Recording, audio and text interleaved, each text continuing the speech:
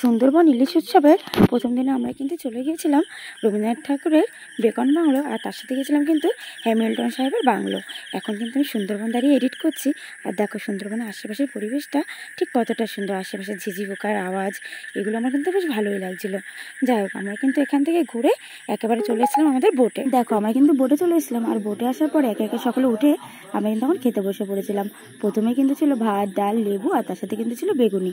আর দেখো তারপর ছিল ইলিশ মাছের মাথা দিয়ে পুঁই শাক। যাই হোক, এগুলো দিয়ে খেয়ে নিয়ে পরে দেখো আমাদের কিন্তু চলে এসেছিলো আজকে সর্ষে টপা, মানে ইলিশ, সর্ষে ইলিশ। তো আজকে সর্ষে ইলিশ দিয়ে বেশ ভালোভাবে জমিয়ে খেয়ে নিয়েছিলাম আমরা কিন্তু সকলে মিলে। দেখ আমার তারপর আর ভাত নেওয়া হয়নি, মানে পেটটা পুরো ভরে গিয়েছিল এত কিছু খাবার পর। এই জন্য কিন্তু আমি নিয়ে নিয়েছিলাম যে চিংড়ি মাছ ছিল, গলদা চিংড়ি, তো সেটাই আমি দুটো নিয়ে নিয়েছিলাম। আর এই যে বোটে বসে সুন্দর মনোরম দৃশ্য উপভোগ করতে করতে খাওয়ার মজাটাই কিন্তু বেশ আলাদা। যাই হোক, ইলিশ দিয়ে খাওয়ার পর আর চিংড়ি মাছ দিয়ে খাওয়ার পর চলে এসেছিলো কিন্তু চাটনি আর পাঁপড়। তো চাটনি পাঁপড় দিয়ে খাওয়া আজকে আমার শেষ হলো। এখন দেখাবো কিন্তু আমরা সন্ধ্যা আর রাতে কী কী করেছিলাম। তো আজকের জন্য বাই।